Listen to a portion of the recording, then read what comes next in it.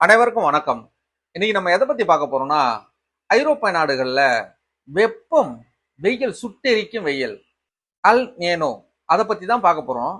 இப்ப நீங்க பாத்தீங்கன்னா ஐரோப்பிய நாடுகள் எவ்வளவு பிரச்சனைகளை எதிர்கொள்ளுதுங்கிறத நம்ம தொலைக்காட்சி மூலியமாவோ சமூக வலைதளம் மூலமாவோ பார்த்துக்கிட்டு இருக்கோம். இது எல்லாம் அனைவரும் அறிந்ததுதான்.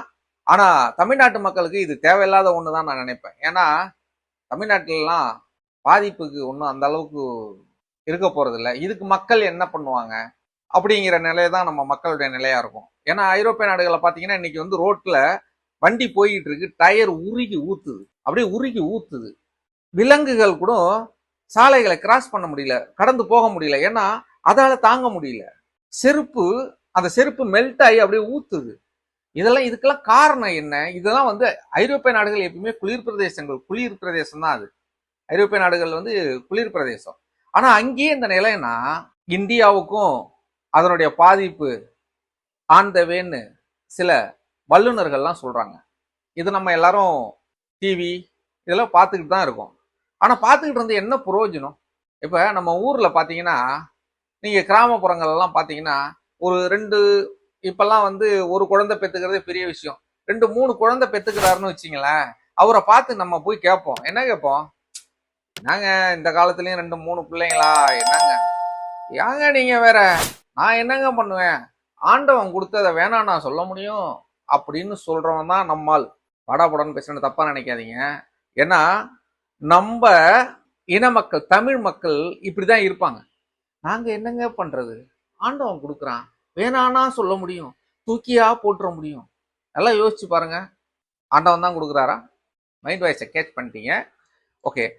அப்படின்னு பேசுற நம்ம மக்கள் நாளைக்கு அந்த வெப்பத்தினுடைய பாதிப்பு, வெப்ப காற்று இங்க அடிக்குதுன்னா என்ன சொல்லுவான் தெரியுமா நம்மாலு?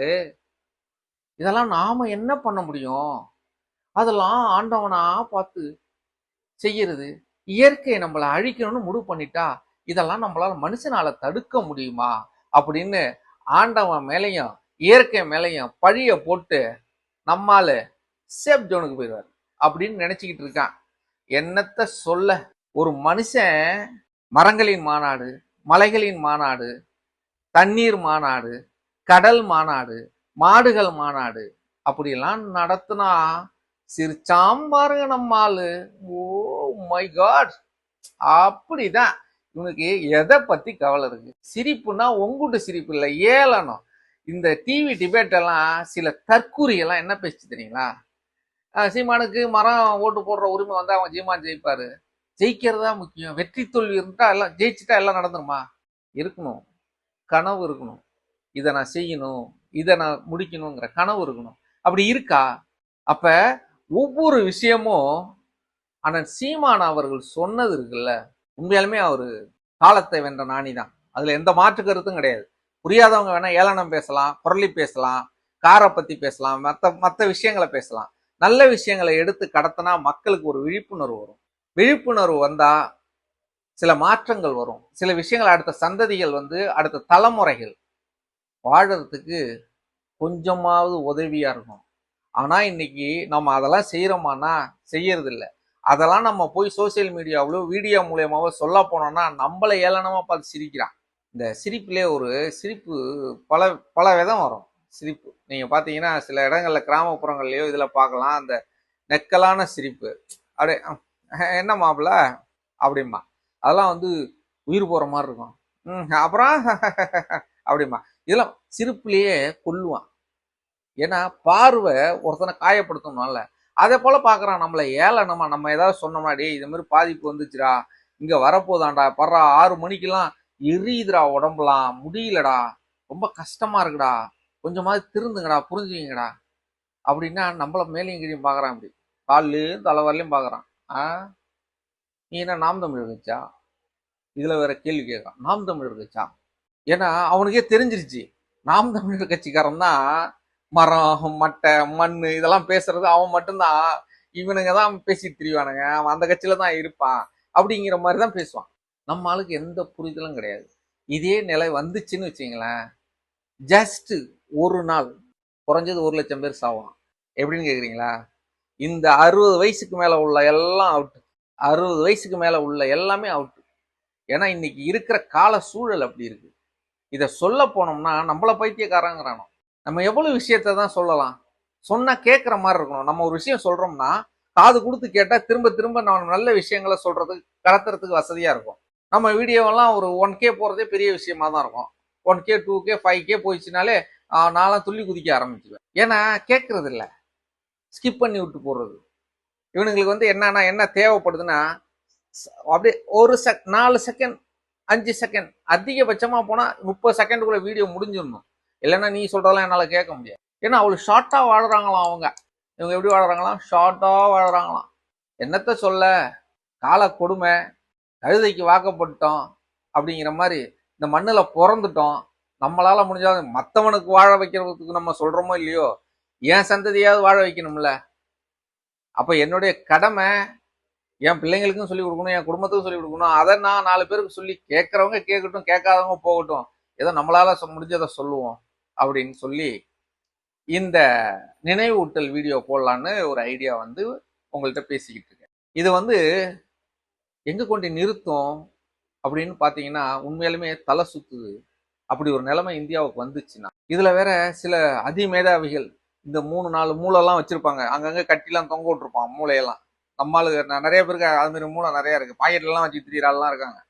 மூளையை பாக்கெட்லயே வச்சு திரியிறாள்லாம் இருக்கு. அவங்கள என்ன சொல்லுவாங்க, ஓ அது குளிர் பிரதேசம், அவனுடைய ஸ்கின் எல்லாம் ஹீட்டு தாங்காது. நம்மளாம் இந்தியன். நம்ம இந்தியனுக்கெல்லாம் வந்து எப்படின்னா அப்படியே ஸ்ட்ராங் பாடி, ஸ்ட்ராங் பாடி, எதையும் தாங்கும் இதயம் கொண்டவன் தமிழ்நாட்டுக்காரன், இந்தியாக்காரன். ஏன்னா அவன் அவ்வளவு உடல் வலிமையோட இருக்கான். இவன் சொல்றான், அதை நம்ப சொல்றான். என்னத்த சொல்றது, கால கொடுமை. இப்படிதான் பேசிட்டு தெரியுது பாதி. நம்மளெல்லாம் ஒன்றும் பண்ணாது, நம்மளெல்லாம் அசைக்க முடியுமா, நம்மளாம் சிங்கம் இல்லை அப்படின்னு சொல்லி இப்படி தெரியுது. என்ன பண்ண முடியும்? இயற்கையை உன்னால வெல்ல முடியுமா? முடியவே முடியாது. இயற்கையை நீ கொஞ்சம் கொஞ்சமா அழிக்கலாம். ஆனா அது வேக வந்து அதனுடைய இந்த சாது மிரண்டால் காடு கொள்ளாதுன்னு சொல்லுவாங்கல்ல, அதே போல இயற்கை சீற்றம் வந்துச்சுன்னா உன்னால ஒண்ணுமே பண்ண முடியாது. மனித சக்தி இல்ல விஞ்ஞானம் கூட ஒண்ணும் பண்ண முடியாது. என்ன பண்ணிடும் உங்க விஞ்ஞானம்? என்ன பண்ணுச்சு கொரோனாவில் இன்னைக்கும் பாதி பேர் கூவிக்கிட்டு இருக்காங்க. ஐரோப்பியாவில் தானே, ஐரோப்பிய கண்ட்ரிகள்ல அது வந்து அது வேறங்க, எங்களுக்கு தான் வாய்ப்பு இல்லைங்க. கொரோனா எங்க வந்துச்சு, எங்க ஆரம்பிச்சுது, எங்க முடிஞ்சுது? காட்டு தீ போல பரவுச்சு. நான்லாம் 4 ஊசி கொரோனா ஊசி போட்டிருக்கேன். அதனுடைய பாதிப்பு தெரியுது. ஒரு வேலை பார்க்க முடியல, சில விஷயங்கள் ஆக்டிவா செய்ய முடியல. ஏன்னா 4 ஊசி போட்டா எப்படி இருக்கும், தடுப்பூசி 4 ஊசி, வேக்சின் 4 போட்டிருக்கேன். அதனால நிறைய பிரச்சனைகளை தான் அனுபவிச்சுக்கிட்டு இருக்கோம். இப்படி சில குடும்பமான வரலையும் நான் என்ன சொல்றேன்னா, நீங்க எந்த கட்சியை வேணாலும் பின்பற்றுங்க, எந்த கட்சியில வேணாலும் இருங்க, அதை பத்திலாம் கவலை கிடையாது. இயற்கைய கூடுமான வரலையும் சேதப்படுத்தாதீங்க, அழிக்க நினைக்காதீங்க. நம்ம நிறைய புராணங்கள், திருக்குறள், அது இதுன்னு ஏகப்பட்ட விஷயங்களை படிச்சிருக்கோம். கடவுள் நம்பிக்கை ரொம்ப நம்புறவங்க. ஆனா நாம என்ன பண்ணிக்கிட்டு இருக்கோம் தெரியுமா? அழிக்கிறோம், ஒன்னொன்னா அழிக்கிறோம். ஊர்ல சொல்லுவாங்க, மற்றவங்களுக்கு தீங்கு செய்யாத, மற்றவங்களுக்கு நல்லதை செய்யி, நாளைக்கு உன் சந்ததிகள் வாழும் அப்படின்னு சொல்றது. அந்த நீ அங்க நல்லது மனிதனை மதிச்சாலே உனக்கு இதை மதிக்க தோணும். இன்னைக்கு தேவை இருக்கு. தயவு செஞ்சு புரிஞ்சுக்கோங்க. முக்கியமான விஷயங்கள்ல இயற்கையை மிஞ்சி உங்களால ஒண்ணுமே பண்ண முடியாது. நீ பணம் படைச்சிருக்கலாம், உன்கிட்ட சொத்து இருக்கலாம், உன்கிட்ட எவ்வளவோ என்னன்னோ இருக்கலாம், கோடி கணக்குல கோல்டு கூட கிலோ கணக்குல இருக்கலாம், ஒன்றும் பண்ண முடியாது. அதை வச்சுட்டு ஒன்றும் பண்ண முடியாது. மனிதனா தயவு செய்து வாழ பழகுங்க, மரம் நடுங்க, மலைகளை மண்ணை நேசிங்க, கொஞ்சம் ஒரு அளவுக்காவது நேசிங்க. இன்னைக்கு முடியாதுன்னு சொல்லி விலகி விலகி விலகி விலகி விலகி நான் வந்து நாகரிகம் நாகரிகம் நாகரிகங்கிற பேர்ல போய் எல்லாத்தையும் காலி பண்ணி, சொந்தம் இல்லை கூட, உறவுகளோட அந்யோன்யமா இருக்கிறது இல்லை, எவ்வளவு இழந்துகிட்டு இருக்கோம்.